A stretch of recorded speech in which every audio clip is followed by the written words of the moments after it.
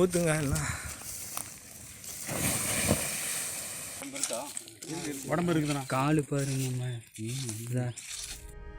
ஆசை நாயகனால் தீ வைத்து எரிக்கப்பட்ட பெண்ணின் உடல் எரிந்ததை போலீசார் அணைத்த காட்சிதான் நீங்கள் பார்த்தது.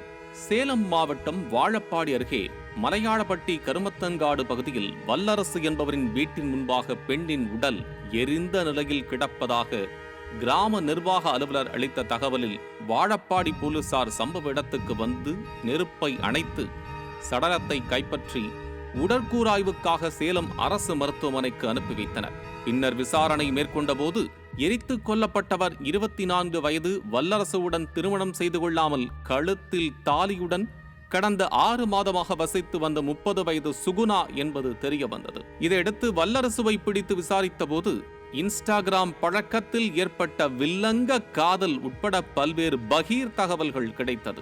மயிலாடுதுறை மாவட்டம் சீர்காழி பகுதியைச் சேர்ந்தவர்தான் சுகுணா.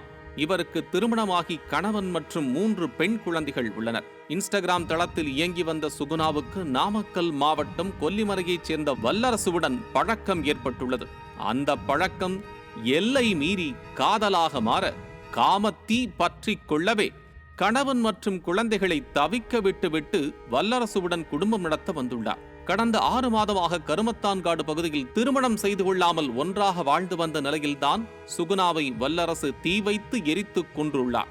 சுகுணா தனது சொல்லை கேட்கவில்லை என்றும் சாமியாடும் பழக்கம் உள்ள தன்னிடம் சாமி சொல்லியதால் சுகுணாவை கொலை செய்ததாகவும் வல்லரசு கூறியுள்ளதாக போலீசார் தெரிவித்துள்ளனர். மேலும் சுகுணா உடலை எரிப்பதற்கு உதவி புரிந்ததாக 18 வயது சிறுவன் ஒருவனையும் கைது செய்த போலீசார் விசாரணை நடத்தி வருகின்றனர். வல்லரசு மீது ஏற்கனவே ஒரு போக்சோ வழக்கும் தனது உறவினரை வெட்டி கொலை செய்த வழக்கும் உள்ளதாகவும் வல்லரசு ஒரு சைக்கோ என்றும் புது தகவல்கள் வெளியாகி வருகின்றன.